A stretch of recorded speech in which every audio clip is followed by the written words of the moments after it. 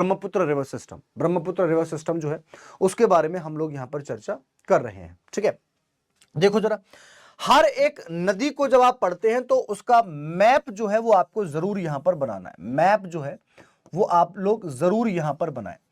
अगर हम लोग यहां पर ब्रह्मपुत्र नदी की बात करते हैं तो ये भी भारत की एक बोल सकते हैं कि महत्वपूर्ण नदी है, लेकिन इसका ओरिजिन थोड़ा सा आपको अलग देखने को मिलेगा। इसका जो फ्लो है वो कुछ इस प्रकार से आपको देखने को यहां पर मिल सकता है। और ये फ्लो ऐसा क्यों है? क्योंकि हिमालय जो है उसकी आकृति कुछ इस प्रकार की है, उसकी आकृति कुछ इस प्रकार की है। इस बात को भी आप लोग विशेष रूप से यहां पर ध्यान रखेंगे। ठीक है, आओ जरा।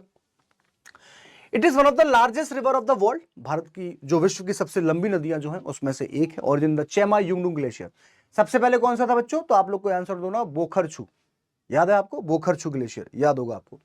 इसका जो ओरिजिन है कहां से होता है बेटा? ये चेमा युंगडुंग ग्लेशियर जो है यहां से इसका ओरिजिन होता है। ठीक है, जो कि कैलाश रेंज में ही है, मानसरोवर झील के पास में ही है। और वहां पर इसको सांगपो के नाम से जाना जाता है। ये बहुत इंपॉर्टेंट टर्म है बच्चों, जो आप लोग को याद रखना है। देखिए, जहां इसका ओरिजिन हुआ वहां पर इसको बोला जाएगा सांगपो, सांगपो।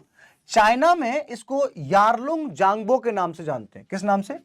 यारलुंग जांगबो के नाम से इसको जाना जाता है।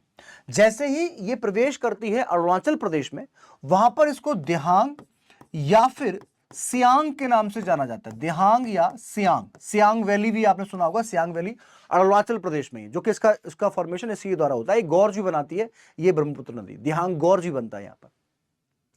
उसके बाद जैसे ही ये असम में प्रवेश करती है तो वहां पर इसका नाम क्या हो जाता है? वहां पर इसका नाम हो जाता है यहां पर ब्रह्मपुत्र। क्या हो जाता है? ब्रह्मपुत्र। और यही ब्रह्मपुत्र जो है जब ये नीचे जाकर बांग्लादेश में पहुंचती है तब इसका नाम क्या होता है? तब इसको हम लोग यहां पर जमुना के नाम से जानते हैं। किस नाम से? जमुना के नाम से। और यहीं पर एक दूसरी नदी जिसे हम लोग गंगा यहां से कह रहे थे, ये जाकर जब ये यहां पहुंचती है तो ये बन जाती है पद्मा। और जमुना और पद्मा जब मिल जाती हैं तो उसके बाद में क्या बन जाता है?